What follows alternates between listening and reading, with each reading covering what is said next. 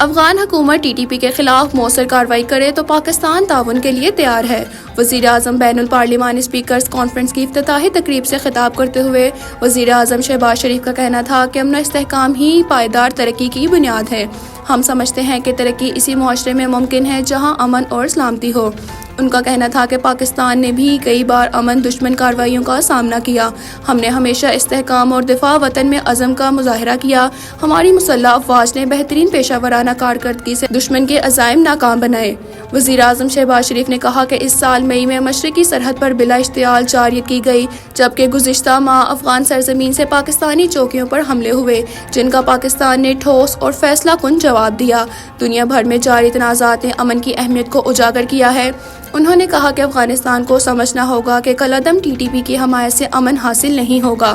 افغان حکومت T T P اور دیگر گروہوں کے خلاف مؤثر کارروائی کرے تو پاکستان تعاون کے لیے تیار ہے۔ خیال رہے کہ اسلام آباد میں جاری 2 روزہ بین الپارلیمانی کانفرنس میں آذربائیجان، ازبکستان، کینیا، فلسطین، مراکش، روانڈا، لائبیریا، بارباڈوس اور نیپال کے وفود کانفرنس میں شریک ہیں۔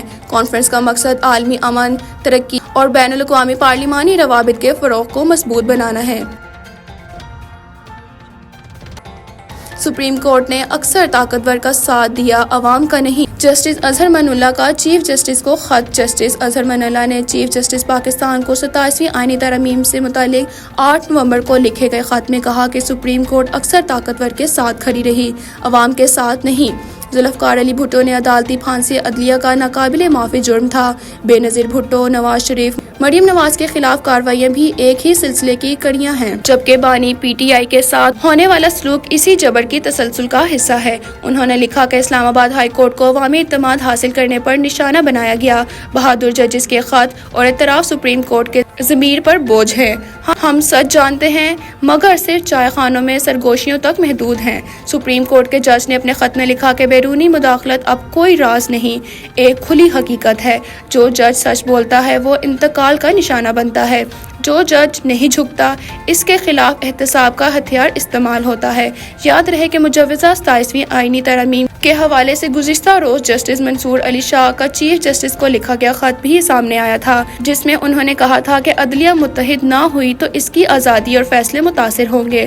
مجوزہ آئینی ترامیم پر عدلیہ سے باضابطہ مشاورت کی جائے۔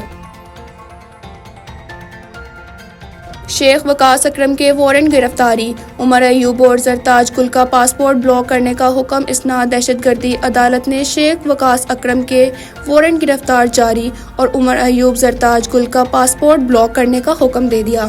اسلام آباد کے اسناد دہشت گردی عدالت میں پی ٹی آئی رہنماؤں کے خلاف 26 نومبر کے احتجاج سے متعلق مقدمات کی سماعت ہوئی، جس میں عدالت نے شیخ وقاص اکرم کے وارنٹ گرفتاری جاری کر دیے۔ عدالت نے پی ٹی آئی رہنما عمر ایوب اور زرتاج گل کے پاسپورٹ بلاک کرنے کا بھی حکم دے دیا۔ کیس کی سماعت اسناد دہشت گردی عدالت کے جج طاہر عباس سپرا نے کی۔ عدالت نے متعلقہ حکام کو ہدایت کی کہ دونوں رہنماؤں کے پاسپورٹ بلاک کر کے رپورٹ عدالت میں پیش کی جائے۔ عدالت نے تمام فریقین کو آئندہ سماعت کے لیے طلب کرتے ہوئے کیس کی مزید کارروائی 3 دسمبر تک ملتوی کر دی۔ افغانستان میں جدید اسلحے کے ذخائر، خطرے کی سلامتی کو شدید خطرات لاحق ہے۔ پاکستان اقوام متحدہ میں پاکستان کے مستقل مندوب عاصم افتخار احمد نے افغانستان میں دہشت گرد گروپوں کو غیر قانونی اسلحے تک رسائی کو علاقائی امن کے لیے ایک سنگین خطرہ قرار دیتے ہوئے عالمی برادری سے فوری اقدامات کی اپیل کی ہے۔ عاصم افتخار احمد نے اپنے خطاب میں کہا کہ افغانستان میں دہشت گرد تنظیم کھلے عام کارروائیاں کر رہی ہے، جو نہ صرف افغانستان کے سلامتی بلکہ پورے خطے کے لیے ایک سنگین مسئلہ بن گیا ہے۔ انہوں نے کہا کہ ان گروہوں کو عالمی سطح پر مالی اور عملی مدد حاصل ہے، جو ان کے تخریبی سرگرمیوں کو بڑھاوا دیتی ہے۔ پاکستان کے مستقبل مندوب نے کہا کہ یہ دہشت گرد گروہ پاکستانی شہریوں اور قانون نافذ کرنے والے اداروں کے خلاف اسلحے کا استعمال کر رہے ہیں، جس کی وجہ سے ہزاروں بے گناہ پاکستانیوں کی جانیں ضائع ہو چکی ہیں۔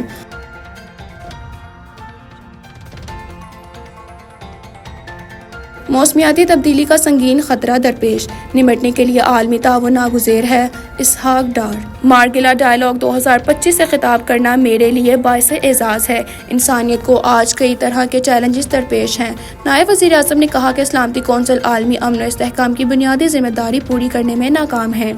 عالمی ادارے کمزور ہوتے جا رہے ہیں۔ پاکستان کو موسمیاتی تبدیلی کا سنگین خطرہ درپیش ہے۔ اسحاق ڈار نے کہا کہ پاکستان کا کاربن اخراج میں حصہ نہ ہونے کے برابر ہے، لیکن پاکستان موسمیاتی تبدیلی سے سب سے زیادہ متاثر ہو رہا ہے۔ چیلنجز سے عہدہ بڑھانے کے لیے کثیر الجہتی اداروں کو مضبوط کرنا ضروری ہے۔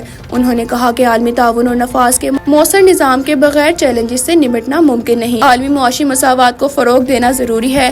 اس مکالمے کا موضوع عصر حاضر کے تقاضوں سے انتہائی مطابقت رکھتا ہے۔